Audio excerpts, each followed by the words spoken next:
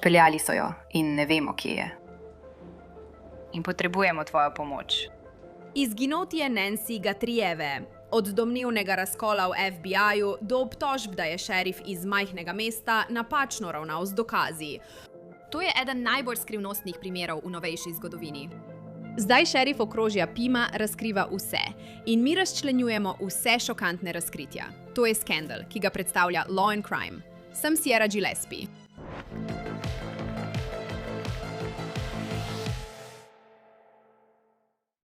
Zdaj je minilo že več kot 100 dni, odkar je Nancy Guthrie na videz izginila brez sledu.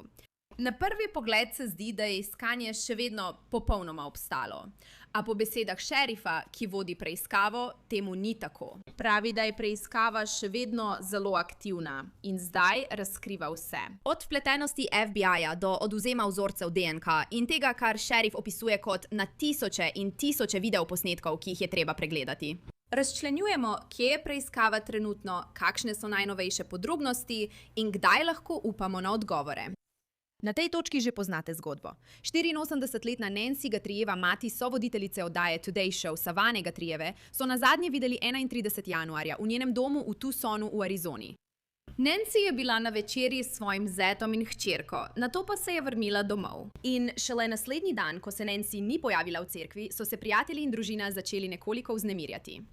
Takrat so Nancy prijavili kot pogrešano. Od takrat je prišlo na dan veliko informacij, kot je zdaj že zloglasni posnetek varnostne kamere, posnet pred Nancyino hišo in rokavica, ki so jo našli v bližini. A tudi s temi na videz močnimi namigi še vedno ne vemo, kaj se je zgodilo z Nancy ali kje je. In tu nastopi šerif okrožja Pima. Naša ekipa za dogovarjanje gostov tukaj pri Law and Crime ga je kontaktirala v upanju, da bi se z njim pogovorili iz oči v oči in mu zastavili vsa naša pereča vprašanja. Za zdaj še nismo prejeli odgovora, vemo pa, da je ekskluzivno govoril za revijo People. Povedal jim je, citiram: Obstaja frustracija, ker ljudje želijo vedeti, vendar je to kot vsak drug primer. Včasih jih rešimo v nekaj urah ali dneh, včasih traja dolgo časa. Moja ekipa, ves čas sem govorila, da bodo to rešili. Popolnoma, 100% verjamem v to. Toda vprašanje je, kako bodo to rešili. Po besedah šerifa, njegova ekipa še vedno prejema veliko pomoči strani javnosti. Rekel je, citiram: Trenutno mislim, da se osredotočamo na namige, sledi in dokaze, ki jih imamo pred seboj. Digitalni dokazi, posnetki kamer, pa tudi biološki dokazi, DNK in podobne stvari. In to je nekaj, kar pogosto vidimo v skoraj vseh naših primerih. Varnostne kamere in CCTV so povsod. Veliko ljudi ima tudi Ring ali Nest kamere pred svojimi domovi. In vsi ti dokazi so res dobri, ampak jih je lahko preveč. Nazaj k šerifu, rekel je, citiram: Obstajajo tisoči in tisoči posnetkov s križišč in Ring kamer, ki jih moramo katalogizirati. Mogoče so vsi beli tovornjaki tukaj, vsi rdeči sedani so tam. Moraš imeti vse urejeno tako, da ko najdeš osumljenca, hej, osumljenec je Janez Novak, imamo ga. Zdaj pa gremo in rečemo, no, kaj še vemo o Janezu Novaku? Da bi se osredotočili na osumljenca, šerif pravi, da njegova ekipa začne z izdelavo digitalnega zemljevida, nato pa delajo nazaj, da se osredotočijo na osumljenca, s katerim lahko vse to primerjajo. Vozi bel tovornjak. Ali je bil v tistem času na območju kakšen bel tovornjak? Janez Novak ima to številko mobilnega telefona. Vrnite se k tistim dokazom, ki ste jih zbrali na začetku, da poskusite utemeljiti svoj primer. Poleg vseh teh digitalnih dokazov, kot so posnetki s kamer Ring ali dokazi iz mobilnih telefonov, je tu tudi DNK. In kot smo že poročali tukaj na Law and Crime, so preiskovalci že na začetku našli kri na prizorišču zločina. Kasneje so ugotovili, da je bila to Nancyina lastna kri, vendar so na prizorišču našli tudi drugo DNK. Vendar pa ta še ni bila povezana z nobenim osumljencem. Šerif je ljudem povedal, citiram: Vem, da imamo DNK, za katero ne vemo, od koga izvira oziroma kdo jo je tam pustil, vendar mislim, da so vedno bližje temu, da ugotovijo, kdo je bil to. Ko nam laboratoriji povedo, hej, nič več ne moremo storiti, potem imamo morda težavo. Imamo nerešen primer. Ampak trenutno nam laboratoriji tega ne pravijo. In mimogrede, to je velika kritika, s katero se je soočil šerif, da naj bi bili dokazi domnevno napačno obravnavani v preiskavi. Po njegovem intervjuju za revijo People to zanika glede iskanja. Rekel je, citiram: Letalo so takoj pognali, našli so kri. Iskalna in reševalna ekipa si je ogledala prizorišče in ugotovila, da se zdi sumljivo. Naredili so točno to, kar bi morali narediti. Pojavile so se tudi nekatere informacije o razdoru med lokalnimi organi pregona, torej šerifovim uradom okrožja Pima in zveznimi preiskovalci, torej FBI-jem. Prav ta mesec se je direktor FBI, Kash Patel, pojavil v podcastu Hangout with Sean Hannity, kjer je rekel, citiram, kar mi, FBI, naredimo, je, da rečemo, hej, tukaj smo, da pomagamo, kaj potrebujete, kaj lahko naredimo. In 4 dni smo bili izključeni iz preiskave, vendar pa šerif vse to zavrača. Ljudem je povedal, citiram, direktor Patel ima pravico do svojega mnenja, vendar je bil FBI z nami že prvi dan. Vedno smo dobro sodelovali. Torej, po besedah šerifa, državni in zvezni preiskovalci še vedno trdo delajo. Ni nam resnično podal natančnih podrobnosti, v katere se bomo poglobili v današnjem intervjuju. Zato ostanite z nami. Šerif pa je omenil naraščajoč pritisk vsega skupaj. Rekel je, nihče noče izvesti neupravičeno aretacijo, nihče noče nekoga po krivem obtožiti. Nekega dne bomo morda imeli nekoga na sodišču, ki si zasluži svojo pravico do poštenega in nepristranskega sojenja. Do tega pridete s pošteno in nepristransko preiskavo. Toda trenutno se javnost ne počuti nič bližje kakršnim koli odgovorom. Šerif to omenja in tudi težave, ki jih mora doživljati družina Guthrie. Rekel je, citiram, javnost je frustrirana. Tudi za družino Guthrie mora vsaka sekunda miniti kot 100 dni, ker ne vedo. Pomembno je, da previdno napredujemo, da ne naredimo napak ali pokrivamo obtožimo nekoga ali napačno aretiramo nekoga. In ne smemo pozabiti na to, koliko zvezdniške prepoznavnosti spremlja ta primer. Milijoni Američanov se redno zbujajo s Savannah Guthrie v svojih kuhinjah. Mislim, začnejo svoj dan z oddajo Today Show. In ko je izginila njena lastna mama, je bil medijski pomp okoli tega primera pogrešane osebe ogromen. Enako velike so bile tudi obtožbe o zahtevah za odkupnino, ki so jih celo Guthriejevi naslovili v objavah na družbenih omrežjih. Tudi mi smo slišali poročila o pismu z zahtevo po odkupnini v medijih. Kot družina delamo vse, kar je v naši moči. Pripravljeni smo se pogovarjati. Vendar živimo v svetu, kjer je mogoče glasove in slike zlahka manipulirati. Moramo brez dvoma vedeti, da je živa in da jo imate vi. Želimo, da se nam oglasite in pripravljeni smo poslušati. Prosim, oglasite se nam. Savannah Guthrie je sama odkrito spregovorila in povedala, da je njena družina prejela številne zahteve za odkupnino, vendar sta bili le 2 morda pristni. V nedavnem nastopu v oddaji Today Show je povedala, citiram, preiskava še vedno poteka in ljudje so delali neprestano in to vidimo, ampak potrebujemo odgovore. Ne bi mogli biti mirni, dokler ne bi vedeli. Od izginotja Nancy je FBI prejel vsaj 13.000 namigov. Od takrat, glede na nedavni intervju šerifa, namigi niso prenehali prihajati. Dejal je, citiram, še vedno prejemamo klice, še vedno prejemamo namige. Tudi če je namig iz prejšnje noči, 102 dni kasneje. Ker je morda nekdo poklical in rekel, da nekdo v tej soseski ne izgleda prav. Našim ljudem tukaj v okrožju Pima rečemo, če opazite kaj sumljivega, nas pokličite. V redu, torej šerif je odgovoril na nekaj vprašanj, ampak jaz imam še veliko več vprašanj. Naprimer, kje je Nancy? Povabimo današnjega gosta, da vprašamo. To vprašanje in še mnoga druga. To je upokojeni policijski narednik Troy Hillman, avtor knjige Chasing Down the Zombie Hunter, resnične zgodbe o računovodji iz majhnega mesta, elitni skupini detektivov in najbolj grozljivem nerešenem primeru v Arizoni. Kot ste slišali, je Troy iz Arizone, kjer se vse to dogaja. Torej, Troy, lepo te je videti. Hvala, da si prišel v oddajo Scandal. Začnimo z najnovejšimi informacijami, dejstvom, da je šerif nastopil in razkril nekaj šokantnih novic v svojem ekskluzivnem intervjuju za revijo People. Kaj so bile tvoje glavne ugotovitve iz tega intervjuja? Ja, bilo je zanimivo. Mislim, da je bil čas za neko obliko posodobitve, minilo je že več kot 100 dni. Zato mislim, da je bilo njegova dolžnost, da nekaj pove. Ampak v bistvu se je nekako vrnil k nekaterim istim temam, ki jih je že obravnaval. Torej, še vedno pregledujejo video dokaze, še vedno pregledujejo DNK, še vedno pregledujejo namige. Zame je bilo nekaj drobcev, morda novih informacij, ampak v resnici jih ni bilo veliko. Bilo je nekako tako, hej, še vedno nismo pozabili na to, trdo delamo. In veste, traja veliko časa, da pregledamo vse te informacije.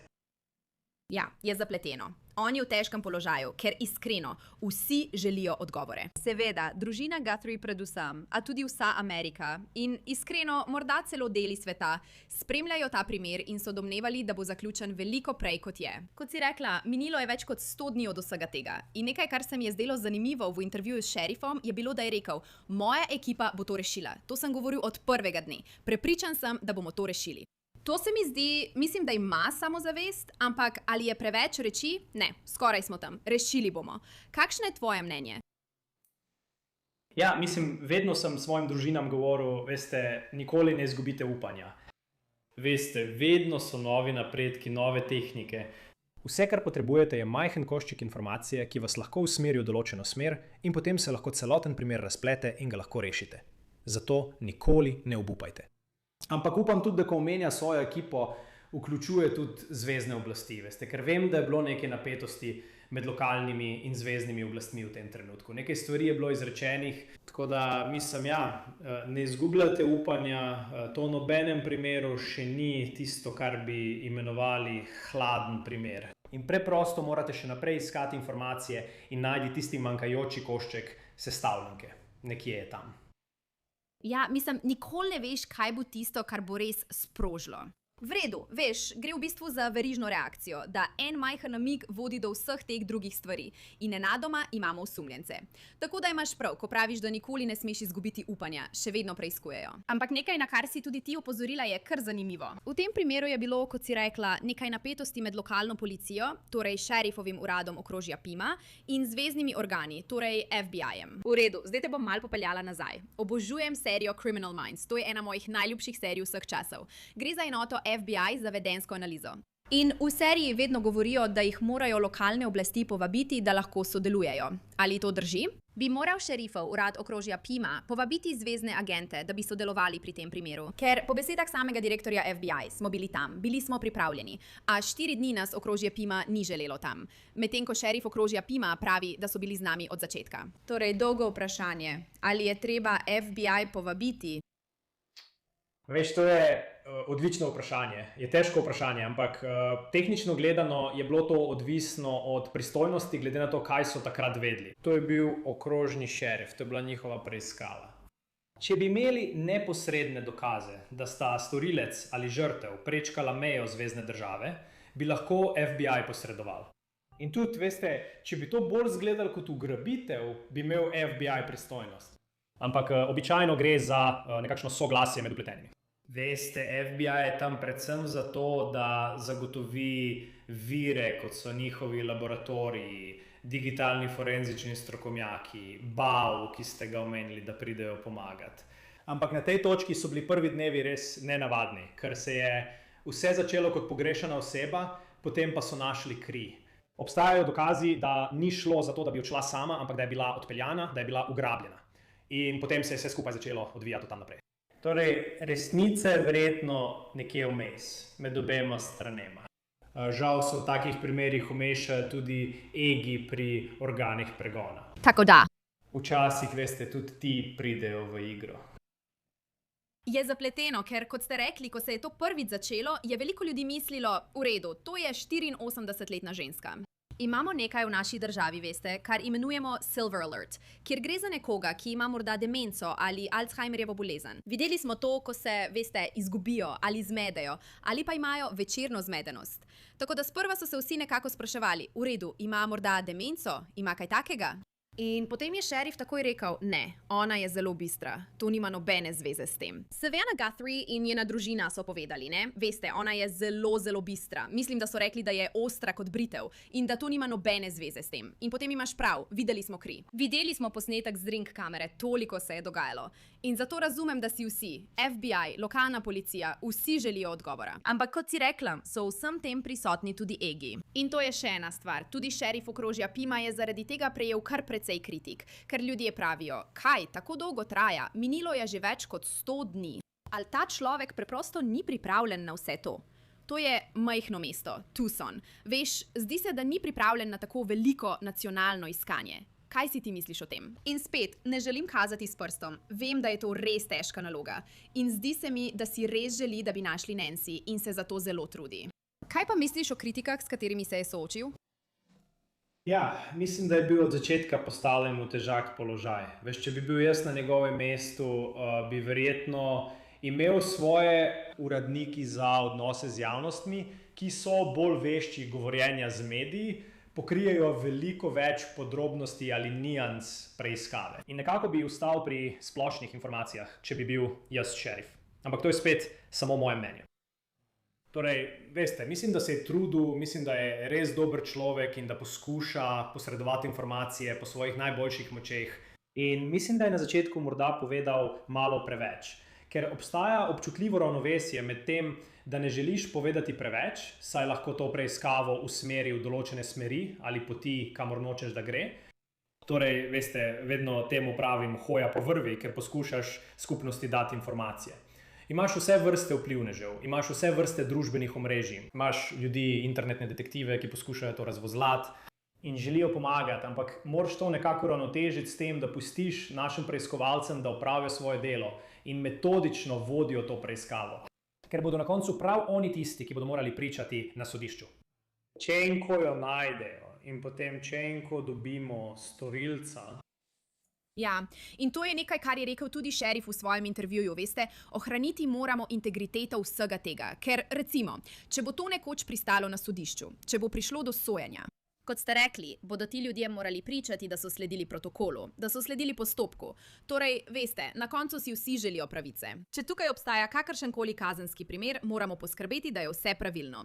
In mislim, da me je, ko sem to poslušala, spomnilo na to, kar ste govorili o tem, kako je treba hoditi po tanki črti. Če se vrnemo k primeru 4 iz Idaha, se je to zgodilo novembra 2020. 2 študentje so bili umorjeni. Če se spomnite tistega časa, so se vsi spraševali, kaj se dogaja. Policijska uprava v Moskvi, zberite se, vi tam, nič nam ne poveste, potem pa nenadoma, čez mesec dni, rečejo, imamo tega tipa, Brian Koberger. Iskali smo ga že dolgo časa, samo povedati vam nismo mogli, javnosti. Zato se sprašujem, ali je mogoče, da je tudi tukaj nekaj takega, da si mi, javnost, mislimo, o moj bog, okrožje Pima, zberite se že. Ko pa imajo v resnici več informacij, kot jih razkrivajo. Ja, popolnoma. Mi verjetno vemo 25% tega, kar vedo oni. In to je namerno. Ne poskušajo biti zelo namerni ali pa, veste, ne komunicirati s skupnostjo, ampak poskušajo nekaj zadržati. Ker nočejo, da bi nekdo šel in se spravil v nevarnost. Če bi razkrili, kdo je storilec, bi ga morda šli soočiti. In to bi bila, veste, slaba situacija. Zato želite pustiti policiji, da opravi svoje delo, za kar so usposobljeni. In to naredijo metodično. Torej, nikoli nisem mislil, mislim, da na tem primeru delajo zelo zavzeto, mislim, da so vključili vse vire, ki jih potrebujejo za delo na njem. In zato to zame nikoli ni bilo vprašanje, ampak to je spet povezano z mojim ozadjem v organih pregona. In iskreno, količina namigov, ki so jih prejeli, je ogromna. Imajo jih na tisoče. Šerif sam je rekel, da pregledujejo tisoče in tisoče videoposnetkov. Torej zame, mislim, tudi del tega je, minilo je 100 dni in ljudje pravijo, v redu, ura teče, ampak ali je mogoče, da je preprosto preveč dokazov? Mislim, tudi pri mojem delu moram včasih pregledovati videoposnetke in posnetke s telesnih kamer, naprimer. To lahko traja ure in ure. In če greš sličico po sličico, ker je lahko karkoli namig, mislim, ali je to tisto, kar vzame toliko časa? Ja, absolutno. In spomnim se umorov pri Kanalu, ki smo jih kot skupina za nerazrešene primere reševali 3 leta in pol. Imeli smo približno 1000 namigov na seznamu in smo poskušali pregledati vsakega, ki smo ga imenovali sumljivi tip. In ga preveriti, se vprašati, hej, ali želimo vzeti DNK tega tipa ali ne. Ja, to vzame čas. Vzame veliko časa, ker nočeš ničesar spregledati, ampak hkrati moraš tudi naprej. Tako da, ja, je ogromno in količina kamer, ki so zdaj tam zunaj, na ulicah, križiščih, podjetjih in stanovanjih. Moraš pregledati vsako izmed teh. In ja, za vse to je potrebna ogromna količina delovne sile. In potem so tu še namigi, ki prihajajo, ker so nekateri res popolnoma neumni, drugi pa imajo nekaj vsebine. Ali pa, če so poklicali večkrat, ima dodatne informacije, je treba te primere bolj podrobno pregledati. Torej, moj ugib je, da preprosto ponovno pregledujejo ta seznam in pravijo v redu, ločimo tiste, ki so res dobri in jih moramo ponovno preveriti. Ja, težko je, ker je res super, da imajo vsi kamere ring. Mislim, to je pomagalo rešiti toliko zločinov in imamo stvari posnete na kameri in, veš, CCTV. Vse je super, ampak hkrati, kot si rekla, je preobremenjujoče zaradi količine, ki jo morajo pregledati. Mislim, samo pomislim na del soseske pred mojo hišo. Koliko kamer je zunaj? Veš, na tem enem območju jih je vsaj ducat. Tako da, mislim, težko je, ko govoriš o tako dolgem časovnem obdobju in moraš pregledati vse, ker je res veliko za pregledati. In zdaj imam zate vprašanja, ki so nekoliko bolj špekulativna. Ker govorimo o nekom, ki bi to lahko storil. Glede na tvoje izkušnje, veš, če profiliramo osumljenca ali osumljence, kakšna oseba misliš, da bi lahko naredila kaj takega? Veš, ta je ena izmed najzahtevnejših preiskav, o katerih sem kdaj bral. In ponovno, Jaz nimam spisa primera, nimam dostopa do vseh informacij, ki jih imajo. Tako da mi je res težko reči. Ampak, če pogledam posnetek, če je bil to res ugrabitelj, je izgledalo precej amatersko. Kar se tiče stvari, ki jih je nosil, načina, kako jih je nosil, rokavice, poskušajo prekriti kamero. Zdi se mi čudno, zelo čudno se mi zdi, da nihče ni poklical in rekel, hej, vem, kdo je to, vem, kako hodi, vem obrvi, vem, poznam ga. Ta oseba nakupuje v Walmartu, kjer naj bi bile stvari kupljene. Meni se to zdi res čudno, da potem nihče ni in to morda pomeni, da je iz drugega mesta. Torej, veš, obstajajo različne poti, po katerih bi lahko šel. Mislim, veš, to bi lahko šlo v kjerokoli smer, to bi lahko bilo karkoli. Moram pogledati motiv in zame... vedno znova se vračam.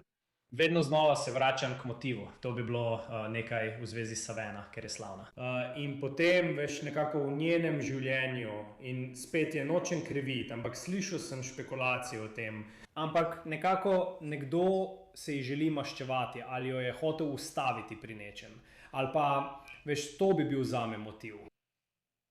To je tako težko, ker, mislim, ne bom rekla, da imam isto službo kot ona, sploh ne, ampak sem tudi jaz novinarka, izpostavljena javnosti. In že samo ljudje, ki mi pišejo na Instagram, veš, v zasebna sporočila ali komentarje.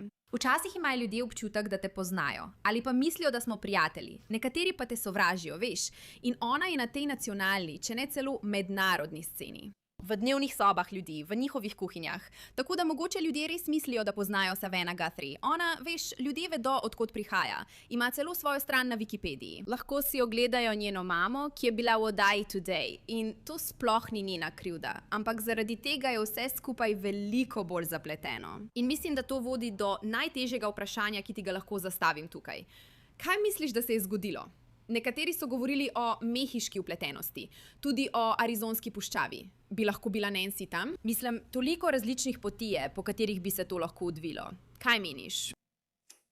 No, samo vem, da je bilo težko premakniti, ne glede na to, ali je bila živa, ko je zapustila posestvo. Ampak poskušali so. Vse, kar sem prebral, je bilo, da ni bila zelo gibljiva, da ni mogla res dobro hoditi. Torej, če so jo poskušali premakniti na neko razdaljo, so jo morali po mojem mnenju premakniti z avtomobilom. Zato je nenavadno, da nihče, veste, nobena kamera ring v soseskah ni zaznala tega avtomobila. Morda pa ga je. Torej, veste, mislim, da niso odvlekli ven v puščavo. Mislim, da bi bilo to precej težko. Mislim, da so jo morda dali v vozilo in odpeljali.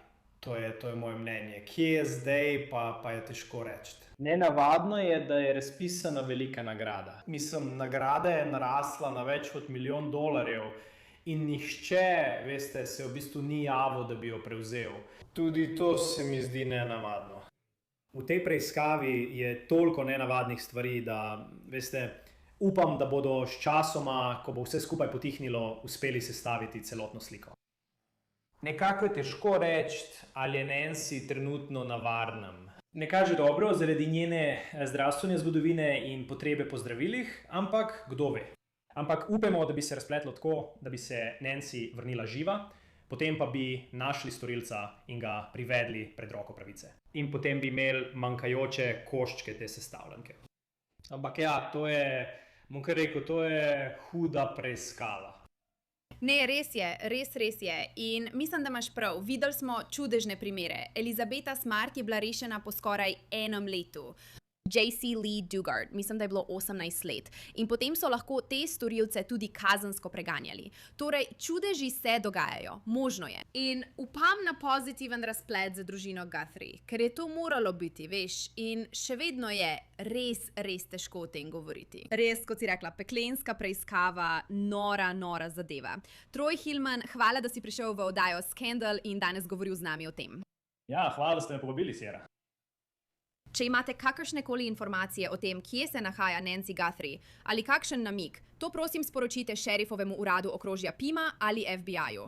In če želite podrobno raziskati ta primer, si prenesite aplikacijo Law and Crime Plus, kjer imamo vse spise primera Guthrie za vas na voljo. In tukaj nas za zdaj pušča današnja epizoda Scandal. Če vam je bilo všeč, kar ste videli in želite videti več ali se povezati z mano na družbenih omrežjih, me lahko najdete na Instagramu kot Sierra Gillespie. Hvala, ker ste gledali današnjo epizodo Scandal. Kot vedno sem bila vaša voditeljica Sierra Gillespie in se vidimo naslednjič.